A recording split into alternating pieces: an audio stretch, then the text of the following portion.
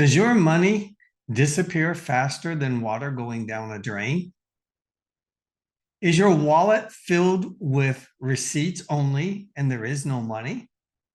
You constantly run out of money between your paychecks.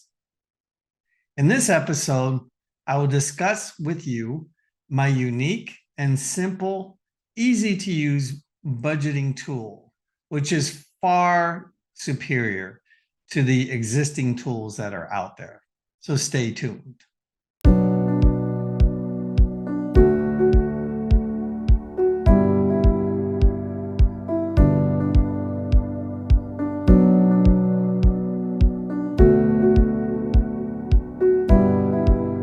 Now, the first point I want to make in this video is a question that I have for you. Did you know that the majority of the American people do not keep track of their finances? They either do not track their spending on a monthly and yearly basis, or they simply just don't budget at all. They have no idea what their current state of finances is. Now, when you ask them, as I discovered in research from writing my book, you find that they'll say things like, well, budgeting tools are too complex. And they also make me feel bad about myself, about my habits. Well, I would agree that most budgeting tools are simply too complex.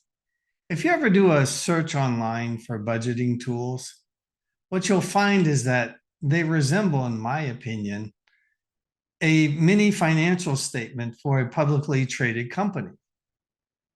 And what I've often asked myself is, why do we need to keep track of spending down to this minute level of detail? I understand that there's some benefit to it, but at the end of the day, all the time and effort that you spend is not going to really benefit you well in the long run. You don't have any shareholders that you need to report your finances to.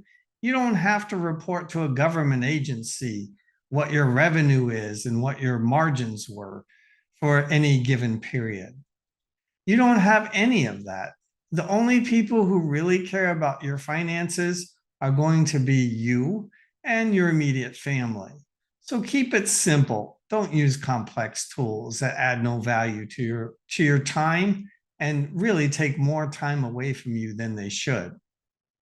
The second point I want to make is that you need just 2 envelopes, not 20. And what I mean by that is these budgeting tools will quite often have you put your money into envelopes. They'll tell you to take your money out of a bank and then take out, 10 or 20 envelopes and set aside money for, all these different things that you're going to spend it on. Maybe groceries, gas, household items, Starbucks, pet needs, all kinds of things. The list is endless that you can put your money into. But the thing of it is, these systems become so complex. Like I said, you end up spending all of your time on that, and you don't need that. What I have found, I used to use these budgeting tools in my life for most of my life. And then one day I said to myself, there's got to be a better way to do this. So what I discovered after I did some experimenting is that it's better to plan your money across time than it is by categories. For example, let's say that you get paid by your employer every 2 weeks. So after you set aside money for your entrepreneurial business, which I've talked about in previous episodes, and you also set aside money for your bills, let's say that you have around $1,000 to spend over that 2-week period until you get your next paycheck. Well, what you can do is you can take that 1,000 and divide it into equal parts. So for the first week after your check, you have a budget limit of $500. And then for the second week, and that second week before you get paid again, you'll have a budget limit of $500. And you can adjust it however you want, depending upon how often you spend at things like the grocery store. But for this example, we're going to say that you split it evenly. So let's say you go to the grocery store and you have a $500 budget. You buy $150 worth of groceries, and then you have roughly $350 left. Now, the biggest benefit of this system is that it helps you to critically evaluate your spending and choose between spending alternatives.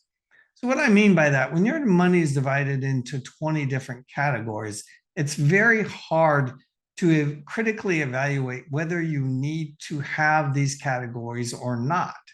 Whereas this system, you quickly discover, after you spend, like, say, that $150 on groceries, hey, do you really need to go to Starbucks every day and spend another $50 to $75 on that? Or maybe you could cut back on that and use that money for other things.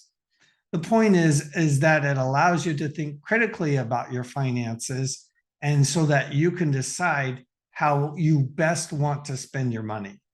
The final point I want to make about this budgeting tool is that the goal is to stretch your money out over the entire time horizon between your paychecks.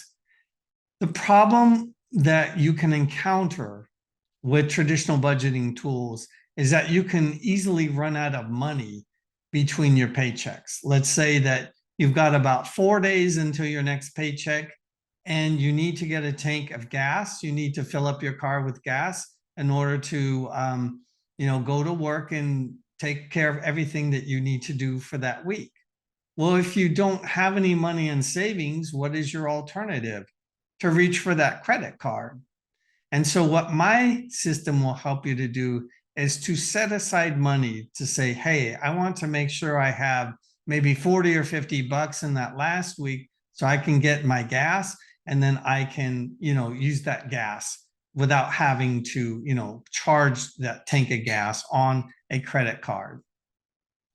My system, as I said, is much simpler and easy to use. And the goal of it is to stretch out your money over time. Once you start to use it, you'll understand how much more powerful it is than some of these tools that are out there. Finally, if any of this information has been helpful to you in any way, please like this video. Also, don't forget to subscribe to my channel. Additionally, if you haven't picked up a copy of my book, Forgotten Secrets of Passing On Generational Wealth, you can pick up a copy of it on Amazon today. It is my sincerest desire and hope that all of these videos and the information contained in my book can help you to improve your life. May God bless you. Have a wonderful day.